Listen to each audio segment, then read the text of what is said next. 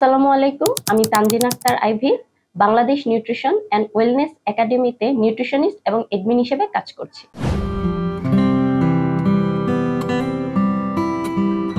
আজকে কথা বলবো তরমুজ খাওয়ায় কেন সতর্ক থাকতে হবে। আমরা জানি যে কোনো খাবারই পর্যাপ্ত পরিমাণে না খেলে বা প্রয়োজনের তুলনায় অতিরিক্ত খেলে এর পার্শ্ব প্রতিক্রিয়া দেখা দেয়, হোক সেটা যতই পুষ্টিগুণ সমৃদ্ধ খাবার। এখন আসা যাক তরমুজ খেতে কেন সতর্ক থাকতে হবে। আমরা জানি তরমুজের মূল উপাদান হিসেবে ধরা হয় পটাশিয়াম। তরমুজে প্রচুর পরিমাণে যেহেতু পটাশিয়াম আছে, এটি শরীরের জন্য যেমন উপকারী, তেমনি অতিরিক্ত তরমুজ খাওয়া হলে শরীরে যদি পটাশিয়াম লেভেল বেড়ে যায় তাহলে এটি কার্ডিওভাস্কুলার সমস্যা দেখা দিতে পারে।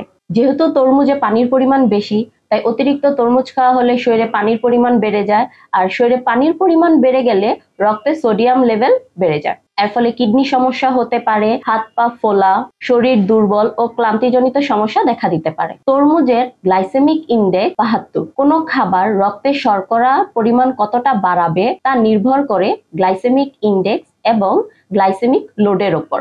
গ্লাইসেমিক ইনডেক্স ৭০-এর ওপরে হলে তা উচ্চ মাত্রা এবং ৫৫-এর নিচে হলে তা কম মাত্রা। আর গ্লাইসেমিক ইনডেক্স যত উচ্চ হবে রক্তে শর্করার মাত্রা তত বেশি বাড়াবে। তাই আমরা অনায়াসে বলতে পারি ডায়াবেটিসের পেশেন্টের জন্য তরমুজ খাওয়ায় সতর্কতা অবলম্বন করতে হবে। অবশ্যই চিকিৎসক এবং ডায়েটিশিয়ানের পরামর্শ অনুযায়ী ডায়াবেটিসের পেশেন্টকে তরমুজ খাওয়া উচিত। কেন চিকিৎসকের পরামর্শ এবং ডায়েটিশিয়ানের পরামর্শ অনুযায়ী একজন ডায়াবেটিস পেশেন্টের তরমুজ খাওয়া উচিত? কারণ ১০০ গ্রাম তরমুজে সুগারের পরিমাণ ৬ গ্রাম।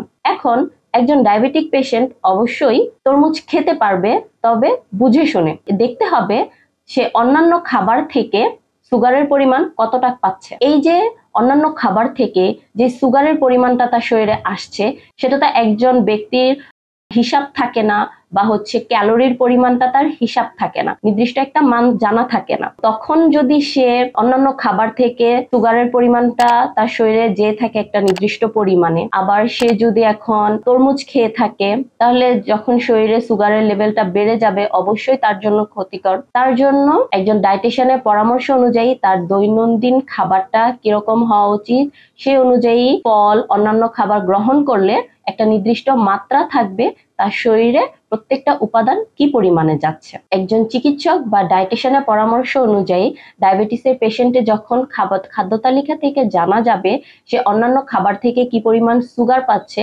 সেই পরিমাণ অনুযায়ী তাকে যখন একটা ফল নির্দিষ্ট করে দেওয়া হবে, যেমন ধরি তরমুজ দেওয়া হবে, তখন তার জন্য এটা উপকারী দিকগুলো বয়ে আনবে। যদি দেখা যায় একজন ডায়াবেটিসের পেশেন্টে অন্যান্য খাবার থেকে সুগারটা তেমন আসছে না, তাহলে আমরা তখন বলতেই পারি যেহেতু তরমুজের অনেক উপকারী দিক রয়েছে, আপনি ১০০ থেকে ১৫০ গ্রাম তরমুজ খেতে পারেন। এ থেকে আপনার শরীরে ৬ গ্রামের মতো সুগার যাবে, যা তার জন্য ঠিক আছে। তাই অবশ্যই চিকিৎসক এবং ডায়েটিশিয়ানের পরামর্শ অনুযায়ী ডায়াবেটিসের রোগীদের তরমুজ খাওয়া উচিত। আইবিএস পেশেন্টদের অবশ্যই তরমুজ খাওয়া এড়িয়ে চলতে হবে।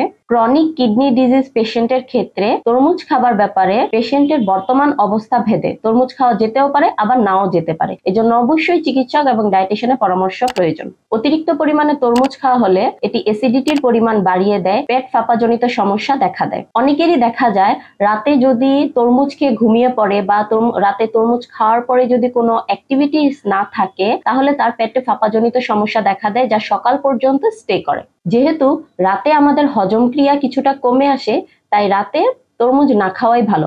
আপনি সকাল থেকে বিকালে যে কোনো সময় তরমুজ খেতে পারেন।